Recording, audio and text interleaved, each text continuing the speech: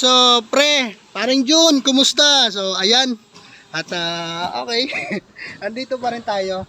At, ayun, si Carlos, si paring Carlo, nag-message sa atin dun sa, sa comment section. Noong unang video na nilabas natin, yung Kawasaki Barako 2. Ngayon, ang tanong niya, sabi niya, pre, yung bang motor na ginagamit mo, Kawasaki Barako 2, hard starting din ba? Kasi yung amin, meron din akong ganyan, bagong-bago.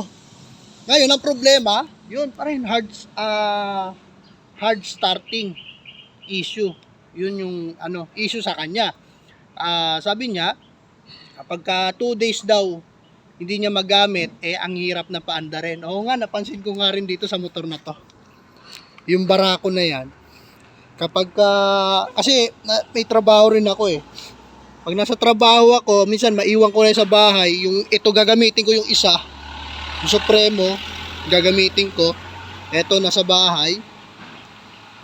Pag mga ganun, 2 araw, ang hirap na, makunat na paanda rin, no? So, minsan, nangyayari talaga, doon din, yung hard starting issue, minsan nangyayari din, depende sa paggamit. May mga makina na sanay na halos daily mo binabiyahe, halos wala silang hard starting issue. Kumbaga, sanay sila ng daily binabiyahe yung unit, gumagana yung makina Ngayon, pag na-standby naman sila, ito ganun din yung Supremo na ito. Kapag ma-standby din to ng mga 2-3 araw, ayan, medyo hard starting din siya. Pero napansin ko, kapag ito daily mong binabiyahe, gaya niyan, ayan, yung Grab ko, nilipat ko na dyan. So, yan muna yung ginagamit ko sa ngayon.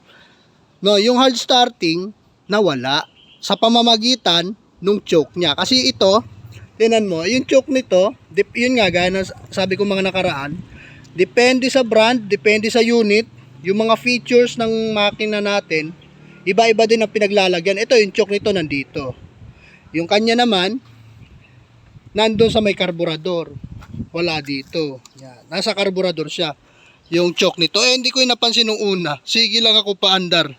Padjak, tapos push start. May push start naman siya Ngayon, ito siya Yan. So, ito nakaligtaan ko to mga nakaraan. Kaya pala hard starting. Ito kasi,